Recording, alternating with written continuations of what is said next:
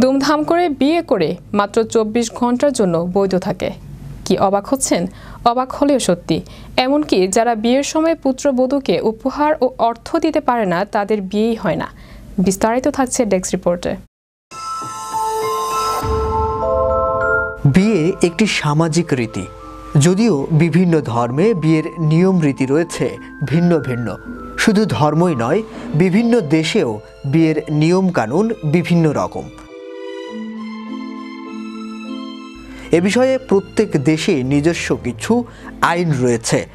দেশীয় বিবাহ আর পাশ্চাত্যের বিবাহ রীতির মধ্যে রয়েছে আকাশ পাতাল পার্থক্য।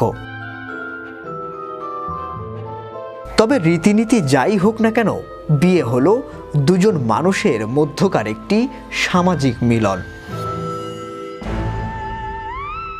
দেশের বিভিন্ন সম্প্রদায়ের মধ্যে অদ্ভুত সব বিবাহ রীতির প্রচলন রয়েছে। ঠিক তেমনই আজব নিয়ম রয়েছে আমাদের প্রতিবেশী দেশ চীনের বিভিন্ন প্রান্তেও। এই যেমন চীনের একটি স্থান রয়েছে যেখানে বিবাহ মাত্র ২৪ ঘন্টার জন্য বৈধ থাকে। মিডিয়ার রিপোর্ট অনুযায়ী চীনের দারিদ্রতার কারণে যারা বিয়ের সময় পুত্রবধূদের উপহার ও অর্থ দিতে পারেন না, তাদের বিয়ে হয় না। এমন পরিস্থিতিতে সেখানকার ছেলেরা এক অনন্য পদ্ধতিতে বিয়ে করে, আর সেভাবেই তারা বিবাহিত হওয়ার তকমা পায়। যে আজব বিয়ের কথা হচ্ছে সেটি হয় চীনের হুবেই প্রদেশে। প্রধানত এই প্রদেশের গ্রামাঞ্চলে একদিনের বিয়ে হয়। সেখানে বিয়ে হয় মাত্র ২৪ ঘন্টার জন্য। এই ধরনের বিয়ের তাৎপর্য হলো, এক্ষেত্রে কোনো বড় অনুষ্ঠানের আয়োজন করা হয় না বা কোনো অতিথির জন্য খাবার ও পানীয়ের ব্যবস্থা করা হয় না। এ বিয়ে হয় অত্যন্ত গোপনভাবে।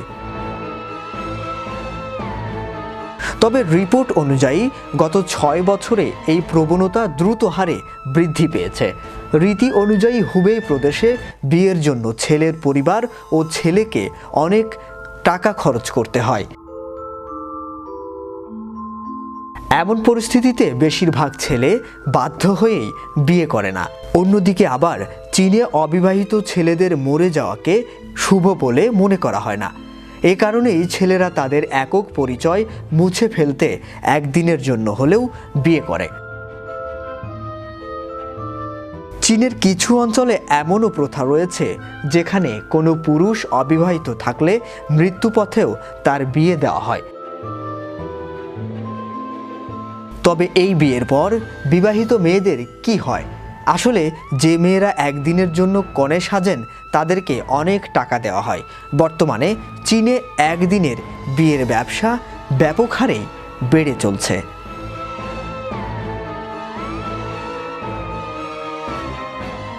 শাহরিয়ার আহমেদ, বিশ্ব বাংলা 24।